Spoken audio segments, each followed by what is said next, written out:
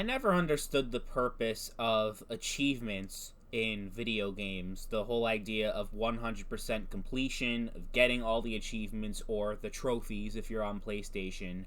I just never found that to be an appealing experience. Like, you're pretty much grinding a game out just for the sake of grinding it out for meaningless awards that really don't have any standing in the real world. Like, there will be some people that treat your gamer score or your trophy list as some kind of litmus test for whether or not you're a quote-unquote real gamer or if your opinion on a game is valid.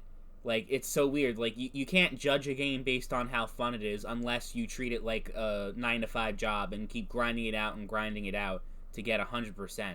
Like, I just find that ridiculous. Like, there's so many YouTubers out there. I don't understand where they have the time and how they have the patience to deal with that bullshit. Like, hey, if you're into the whole 100% completion thing, if you're a completionist, there are a lot of people like that. I'm not even trying to, like, judge. I'm definitely not trying to judge people, but I'm just, like, from my own point of view, I don't really understand it. Because a lot of these achievements are so tedious to seek out. It's not like you would play a game that way if it weren't for those achievements that you're trying to unlock. And for what anyway? Just so people can see that you have 100% completion on a game? Like, I don't remember the last time I actually checked someone's profile to see all their achievements. I would really, like, check it just to see, like, what their game library is rather than how many achievements they have compared to mine. I don't know my gamer score offhand. I know it's low compared to, like, most people on my friends list. So, there's that. And on PlayStation, my trophy, I think I'm, like, level 7 or level 8 or some shit like that. And I haven't been on PlayStation in, like, 4 or 5 years. So, that's another thing. But, yeah, I always found it, like, to be fair, though, like, to be honest, I always found the trophies on PlayStation to be a lot more satisfying compared to the gamer score on Xbox or the achievements on Steam.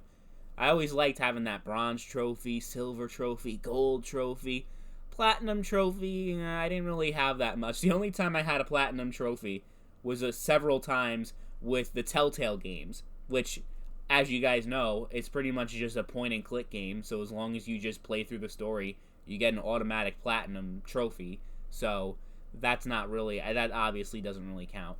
Because it's like, yeah, if I really wanted to, could I, like, go 100% on a lot of these games? I could, but I just don't see the point of it. Like, I got all I got out of that game when I beat the story. I'm not going to replay it again. I'd rather just move on to something else, especially if it's a single-player game. And games like Fallout and Skyrim, you know, the Bethesda games, where they're like, yeah, if you install mods, achievements are locked. You can't get achievements if you have any mods installed. And I'm just like, oh no, what am I gonna do without achievements? It's like, it's crazy. I have like 1,000 hours logged into Fallout 4 on PC, 0 achievements because I started off with the mods, like with a modded profile, and never played the vanilla Fallout 4 on PC because it sucks. That's why. And I would be damned if I were to waste so much time just trying to get achievements that no one gives a shit about. Like, really. No one's gonna look at my profile and see that I 100%ed Fallout 4 and be like, wow, this guy's legit. Aside from a handful of nerds online that try to act like achievements are like the end-all be-all of your gamer credentials. But I do know for some, it's a huge selling point when they remaster a game, like when they did San Andreas. Not talking about the GTA trilogy, but when they had the PS2 Classic. Like, they did port some PS2 games over to the PS4, and San Andreas was one of them, and it added a whole list of trophies. People bought it just for that, even though they already beat it 10,000 times before. I guess for some people, it kind of gives them a purpose to keep playing and have an objective and a goal that they otherwise wouldn't have, but for me, that goal is just to beat the story and to play through the campaign or whatever, and nothing else. Like, and, like, the thing is, especially with shooting games, I'm not gonna go out, I'm gonna be completely honest, I'm not gonna go out and play a game on the hardest difficulty in a first-person shooter or a third-person shooter because I just find it so unimmersive and it turns me completely off from the game when I'm shooting how many bullets into their skulls and they're just taking the bullets like nothing. I hate the whole bullet sponge thing. so much, but that's pretty much how the difficulty is with these games. So when you're playing them on higher difficulty, they take a lot more bullets to kill. Like, that's the difficulty scale in these games. And I just find that to be so lame and so arbitrary. Like, I just don't...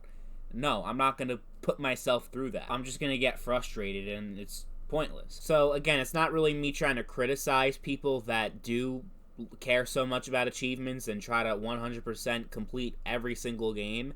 It's more like I just personally, from my perspective, don't get it. Why is that a thing? Because at that point, you're just grinding out a game for the sake of grinding it, and it feels more like a job to play the game than actual fun. Collect 10,000 of this thing and do this and do that, like things that you otherwise wouldn't care to do if it weren't for that arbitrary list of achievements. So yeah, no, I'd rather spend that time on playing other games or doing more productive things in my life.